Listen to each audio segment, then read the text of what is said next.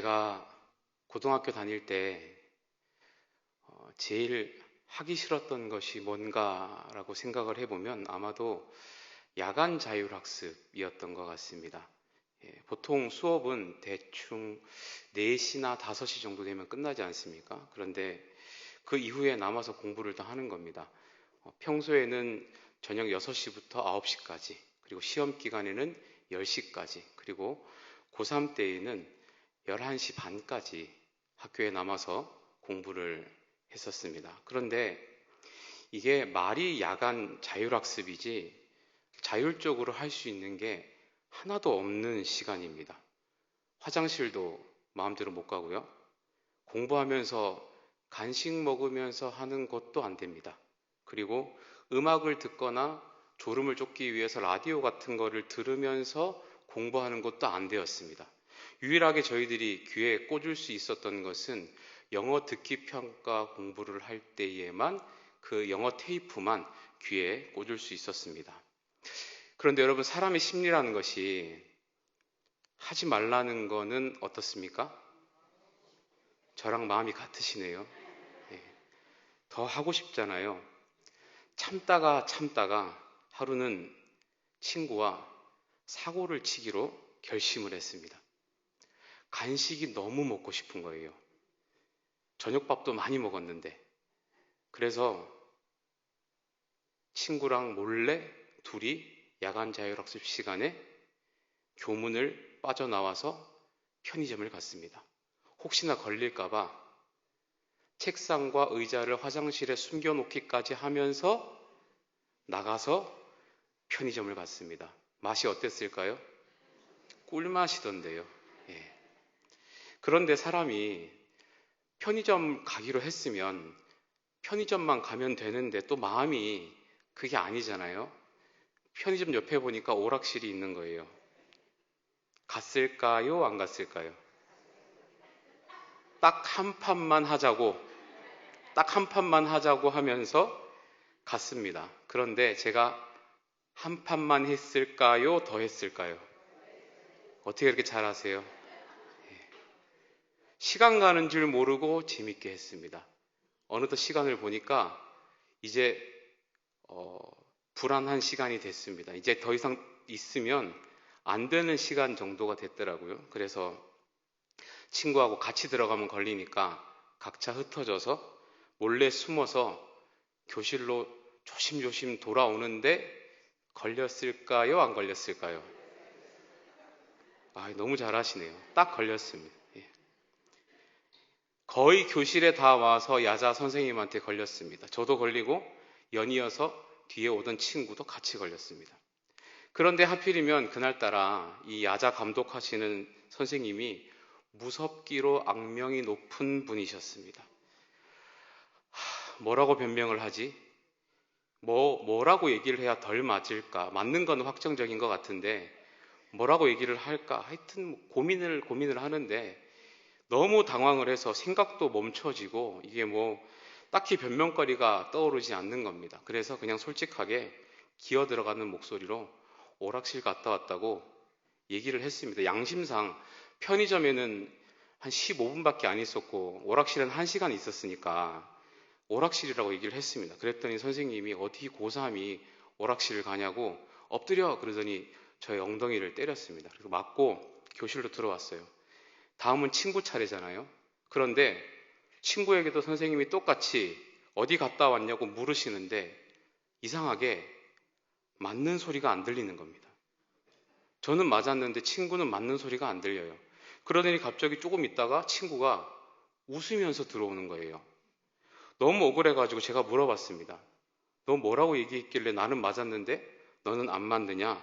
근데 이 친구가 하는 말이 자기도 처음에는 똑같이 저처럼 오락실이라고 얘기를 하려고 했답니다. 그런데 제가 맞는 걸 보니까 도저히 맞으면 안 되겠더래요.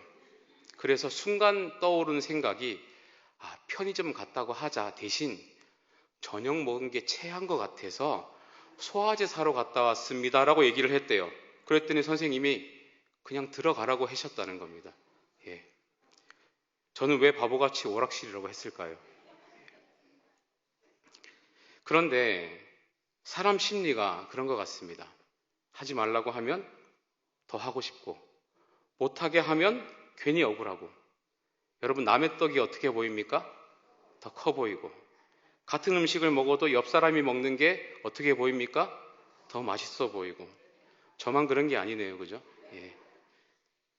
사람 마음이 참 이상한 것 같습니다. 예. 그런데 여러분, 그거 아십니까? 이런 이상한 사람의 본성 때문에 인류 역사에 죄가 시작이 되었습니다. 모든 것이 허용되었던 에덴에서 딱 한 가지 하나님이 하지 말라는 것이 있었습니다. 선악과를 먹지 말라고 하셨는데 그거 하나 못 지켜서 결국 그것이 불순종이 되어서 모든 인류에게 죄가 흘러 들어오고 말았습니다. 이와 같은 관점에서 생각해 보면 하지 말라는 것을 하고 싶게 만드는 그 마음은 결코 하나님께서 주시는 마음은 아닌 것 같습니다. 오늘 우리가 읽은 사사기 13장 말씀은 여러분들 잘 아시는 삼손 이야기입니다. 여러분, 삼손 하면 떠오르는 이미지가 어떤 게 있습니까? 일단 힘이 어떻죠? 굉장히 셉니다. 그리고 머리 길이가 어떻습니까? 길죠. 그리고 여자 좋아합니까? 안 좋아합니까? 좋아하고. 예. 그런데 이런 것들보다 우리가 먼저 생각해야 되는 것이 있습니다. 바로 하나님께서 이 삼손을 무엇으로 부르셨습니까? 나실인으로 부르셨다는 것입니다.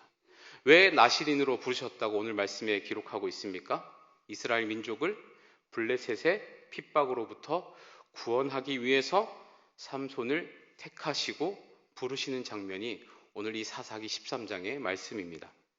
그런데 참 흥미로운 것은 우리가 이 13장 말씀을 반복해서 읽다 보면 눈에 자주 들어오는 표현 하나가 있습니다.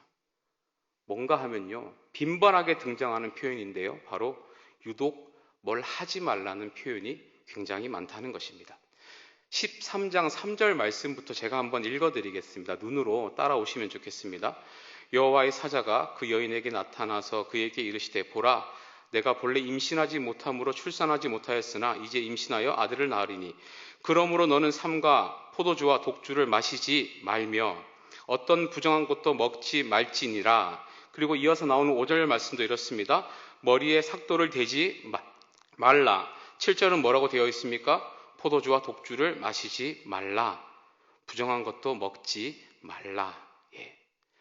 13절과 14절도 보시면 비슷한 말씀이 기록되어 있습니다. 여호와의 사자가 마노아에게 이르되 내가 여인에게 말한 것들을 그가 다 삼가서 포도나무의 소산을 먹지 말며 포도주와 독주를 마시지 말며 어떤 부정한 것도 먹지 말고 내가 그에게 명령한 것은 다 지킬 것이니라 하니라.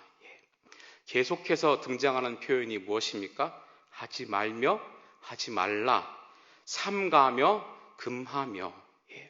이런 표현들이 계속 등장하고 있는 겁니다. 그런데 이 본문을 반복해서 읽으면 읽을수록 저한테 어떤 느낌이 드는지 아십니까? 이 본문을 읽으면 읽을수록 꼭 저희 부모님 같다라는 생각이 많이 듭니다. 잔소리 같이 들리지 않습니까? 그 부모님의 잔소리 같이 이것도 하지 마라, 저것도 하지 마라, 늦게 자지 마라, 늦게 일어나지 마라, 편식하지 마라, 일찍 다녀라, 나쁜 친구 사귀지 마라, 낭비하지 마라. 참 잔소리 같이 말씀하시는 꼭 우리 부모님 같다는 생각이 드는 겁니다. 그러니까 여러분 혹시 집에 누군가 잔소리를 많이 하시는 분이 계시다면 그건 하나님 닮아서 그렇다고 생각하시면 되겠습니다. 그런데 여러분 이와 같은 이 잔소리, 하나님의 반복적인 경고, 하지 마라, 하지 마, 그만다, 삼가라 하는 이 표현을 읽으면 읽을수록 이와 너무 극명하게 대조되는 구절 하나가 떠오르는 게 있습니다. 바로 사사기에 딱 2번 등장하는 표현이죠. 자기 옳은 소견대로 행하였더라. 사사기 17장 6절 말씀에 이렇게 기록하죠. 그때에는 이스라엘의 왕이 없었으므로 그때마다 자기 소견에 옳은 대로 행하였더라. 사사기 21장 25절 말씀에도 똑같은 표현이 있습니다. 화면 보시면서 함께 읽겠습니다. 그때에 이스라엘의 왕이 없었으므로 사람이 각기 자기의 소견에 옳은 대로 행하였더라. 여러분이 지금 이 구절의 상황이 대비가 되십니까? 자기의 옳은 소견대로만 행동하는 이 백성들과 끊임없이 이 백성들에게 그만해라, 하지 마라 반복해서 말씀하시는 이 하나님 아버지의 마음의 이 대립이 보이십니까? 왜 하나님은 하지 말라는 말씀을 왜 이렇게까지 반복하시겠습니까? 우리의 본성이 무엇을 먼저 따르기 때문일까요? 자신의 옳은 소견을 먼저 따르기 때문에 그렇습니다. 이미 죄로 물들은 이 본성이 시키는 대로 우리가 하고 싶은 것 먼저 하고 살기 때문에 그와 같은 상황이 주는 결말이 분명하기 때문에 하나님께서는 끊임없이 얘기하는 겁니다. 하지 마라, 금해라, 삼가라. 더 솔직하게 말하면 우리의 본성은 하나님의 은혜 아래 통제되지 않으면 우리가 죄를 짓고 싶지 않아도 그렇게 할 수 없는 것이 우리 연약한 인간의 본성입니다. 그렇기 때문에 우리가 하나님 앞에서 진실한 성도로서 바른 신앙생활을 하기를 원하신다면 우리가 먼저 기도하고 고민해야 되는 것이 있습니다. 바로 하나님이 원치 않으시는 것이 무엇인지를 먼저 생각하셔야 합니다. 무엇이 하나님이 기뻐하지 않는 것인지를 분명히 알고 있어야 합니다. 그런데 참 재미있는 것은요, 우리가 은혜를 받으면 무엇이 먼저 나오는지 아십니까? 내가 은혜 받았습니다. 하나님께 뭘 해드리지? 내가 은혜 받았습니다. 어떻게 하나님께 더 많은 것을 해드리지? 은혜 받았으니까 내가 더 어떤 큰 일들을 감당할 수 있을까를 우리는 사실 더 많이 고민합니다. 그와 같은 마음이 잘못된 것은 아니지만 우리가 짚고 넘어가야 되는 것이 있습니다. 우리가 아무리 대단한 것을 하나님께 올려들어도 그것을 드리는 그 사람의 상태가 거룩하지 못하다면 그것을 하나님이 받으실 수 있을까요? 마치 아주 맛있는 음식을 하나님께 드리는데 설거지도 되지 않은 그 더러운 그릇에 담아서 드리면 하나님이 드실 수 있냐 하는 겁니다. 여러분, 거룩함이란 구별됨을 의미합니다. 그리고 우리의 구별됨은 먼저 하나님께서 하지 말라고 하는 것을 하지 않는 그 결단과 우리 신앙의 용기에서부터 출발한다는 것을 우리가 꼭 기억해야 한다는 것입니다. 우리가 십계명만 살펴봐도 금방 알 수 있지 않습니까? 하지 말라는 것보다 하라는 것보다 하지 말라는 것이 훨씬 많습니다. 십계명의 1계명의 시작부터 어떻게 됩니까? 나 외에는 다른 신들을 두지 말라. 하라는 것은 10개 중에 2개밖에 되지 않습니다. 어떤 겁니까? 안식일을 거룩히 지키라. 또 뭐 있습니까? 부모를 공경하라. 이 2개 말고는 모두가 하지 말라라는 명령을 하십니다. 이 하나님의 마음과 이 명령의 무게추가 느껴지십니까?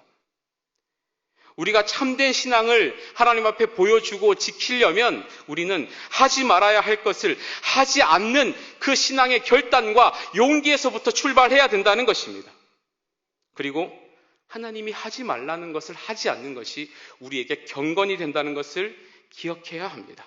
그래야 우리의 인생이 깨끗해지고 우리의 인생의 그릇에 무엇을 담아서 하나님께 드리더라도 하나님이 기쁘게 받으실 수 있게 된다는 것입니다. 바라기는 이 시간 내 안에 끊어내야 되는 것은 없는지 발견하고 깨닫는 은혜가 있기를 축원합니다. 잔소리같이 들리겠지만 하나님은 지금도 끊임없이 반복적으로 우리에게 하지 말아야 할 것들을 권면하고 계십니다. 우리는 이미 알고 있어요.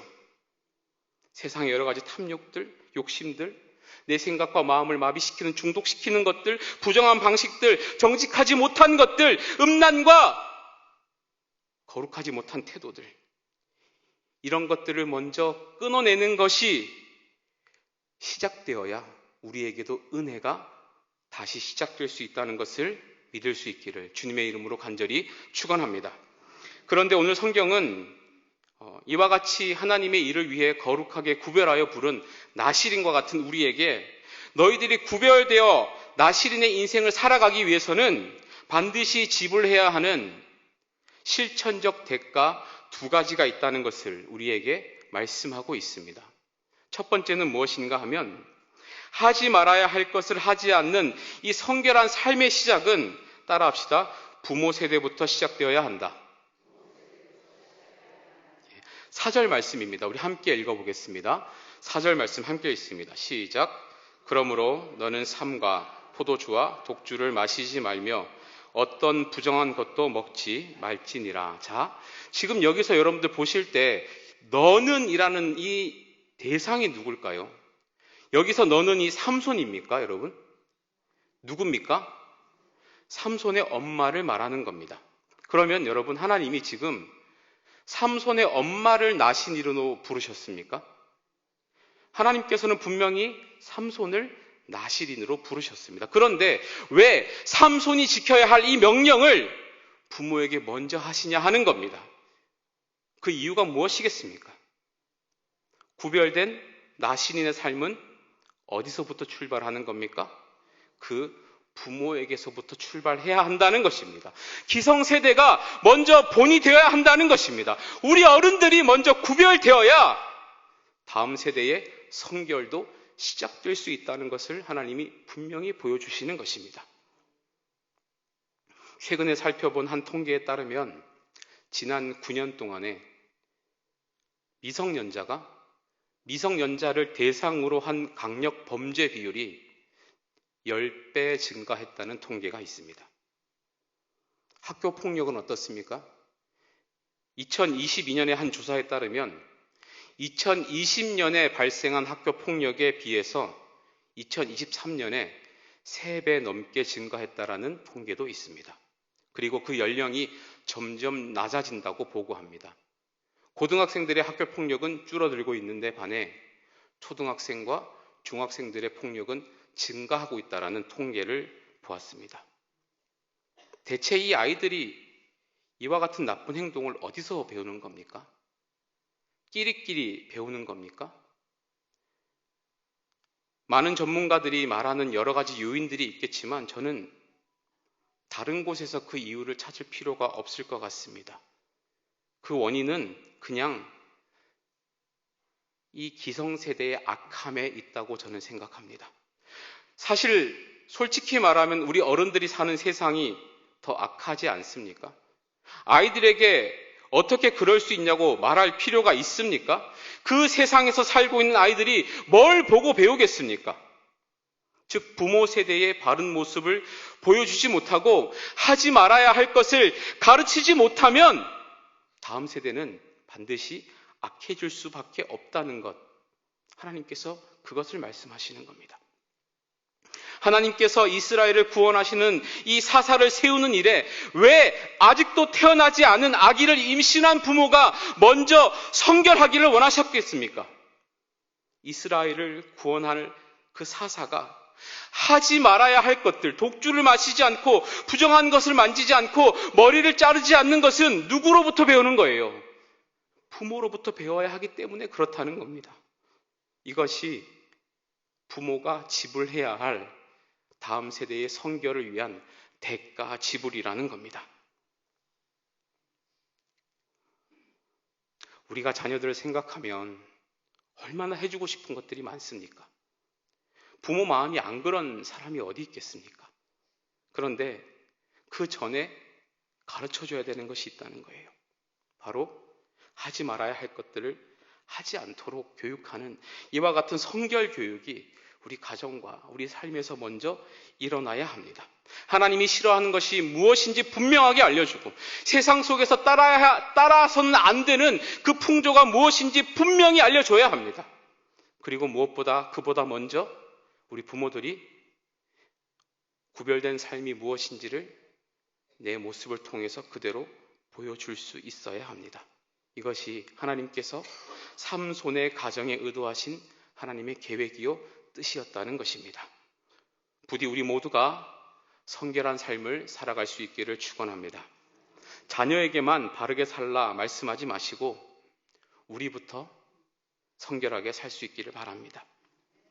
하지 말아야 할 것과 해야 될 것들을 분명히 구분해 내시고 하나님이 기뻐하지 않는 것들에 대해서는 그것이 나에게 손해가 된다 할지라도 끝까지 하나님 편에서 지켜내는 모습, 그것이 곧 다음 세대의 성결과 하나님의 구원 사역을 이루는 도구들을 성장해내는데 중요한 밑거름이 된다는 것을 믿으시면서 우리가 그와 같은 일을 위해서 최선을 다하는 은혜가 있기를 주님의 이름으로 축원합니다.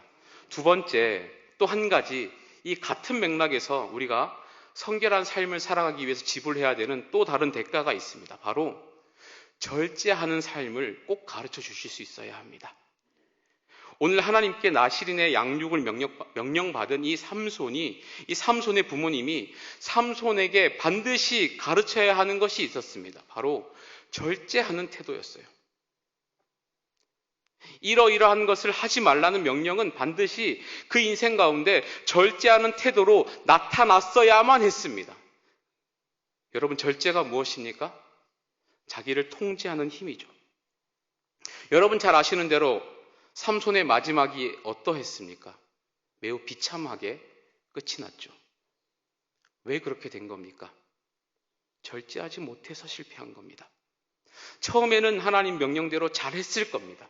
그러니까 하나님이 능력도 주시고 블레셋을 이길 힘도 주시고 말도 안 되는 뼈 하나로 수백 명을 물리치는 그런 일도 하게 해주셨습니다. 그런데 그렇게 자신의 힘이 검증되면 검증될수록 구원을 위한 도구로 사용하기 위해서 주신 그 힘과 재능과 그 매력과 그 열정을 절제하지 못하고 자신의 유익을 위해서 사용하다가 결국 패망하고 망하는 인생이 되고 말았다는 겁니다.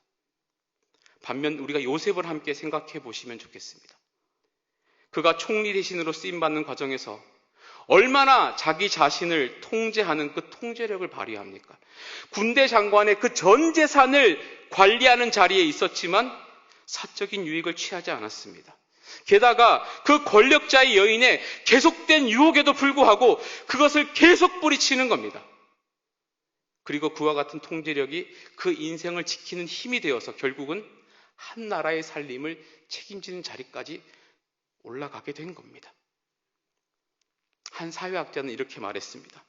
지난 역사가 기록된 이래로 오늘날 같이 모든 것이 차고 넘치는 적이 없었다. 그렇기 때문에 오늘날은 누가 얼마를 가졌는가가 성공의 척도가 되지 않을 것이다. 오늘날의 성공은 이 차고 넘치는 것을 절제하며 얼마나 통제력을 가지고 사용하는가에 따라 그 성공 여부가 달라질 것이다. 동의하십니까? 그런데 여러분, 이와 같은 맥락에서 꼭 알아야 할 진짜 중요한 것이 또 하나 있습니다. 뭔가 하니 이와 같은 자기 통제력, 이 절제의 문제는 단순히 도덕적인 가치, 인격적인 문제가 아니라 영적인 문제라는 겁니다. 왜냐하면 성경은 분명히 말세의 현상 중에 나타나게 되는 타락의 모습 중에 하나를 절제하지 못하는 태도라고 분명히 증거하고 있기 때문에 그렇습니다. 디모데후서 3장 1절에 3절 말씀인데요. 우리 화면 보시면서 우리 같이 한번 읽어보시면 좋겠습니다. 1절입니다. 너는 이것을 알라. 말세에 고통하는 때가 이르러 사람들이 자기를 사랑하며 돈을 사랑하며 자랑하며 교만하며 비방하며 부모를 거역하며 감사하지 아니하며 거룩하지 아니하며 무정하며 원통함을 풀지 아니하며 모함하며 절제하지 못하며 사나우며 선한 것을 좋아하지 아니하며. 그런데 여기에 반하는 성령의 열매 중에 하나가 무엇입니까? 갈라디아서 5장 22절 23절 말씀인데요. 우리 함께 읽으면 좋겠습니다. 22절입니다. 오직 성령의 열매는 사랑과 희락과 화평과 오래 참음과 자비와 양성과 충성과 온유와 절제니 이 같은 것을 금지할 법이 없느니라. 다시 말하면 무엇입니까? 우리가 언제 절제가 가능한 겁니까? 성령 충만하면 절제가 되는 겁니다. 그러면 언제 절제가 안 되는 겁니까? 성령 충만하지 못하면 절제도 할 수 없는 겁니다. 영적인 문제예요. 우리가 영적으로 충만하면 절제하는 힘도 생겨날 줄 믿습니다. 우리가 영적으로 충만하면 하지 말아야 할 것을 하지 않는 능력이 생기는 줄로 믿습니다. 우리가 영적으로 충만하면 스스로 통제할 힘도 생기고 성결한 삶을 위해서 대가 지불도 기꺼이 할 수 있는 인생이 되게 하실 줄로 믿습니다. 말씀을 정리하겠습니다. 이 혼탁한 시대에 우리 하나님께서는 우리를 사사로 부르셨습니다. 그리고 이 세상을 구원하기 위한 도구로 우리를 부르셨습니다. 주님의 도구는 성결해야 합니다. 나시리는 구별된 삶을 살아야 합니다. 그리고 그 구별된 삶은 어디에서 출발하는 겁니까? 하지 말아야 할 것을 먼저 깨닫고 하지 않는 것에서부터 출발한다는 것을 꼭 기억할 수 있기를 바랍니다. 또한 이와 같은 성결은 부모 세대에서부터 자녀 세대로 흘러가야 되는 것입니다. 이것을 위해서 우리 기성세대가 꼭 대가 지불을 기꺼이 할 수 있기를 바라고, 우리가 함께 성령 충만을 사모할 때에 자기 통제의 힘, 그 충만함으로 우리가 이와 같은 것들이 가능하다는 것을 꼭 기억하셔서 우리 모두가 이 시대를 위한 하나님의 거룩한 하나님의 도구로 사용받고 귀하게 쓰임받는 저와 여러분 다 될 수 있기를 주님의 이름으로 간절히 축원합니다. 기도하겠습니다.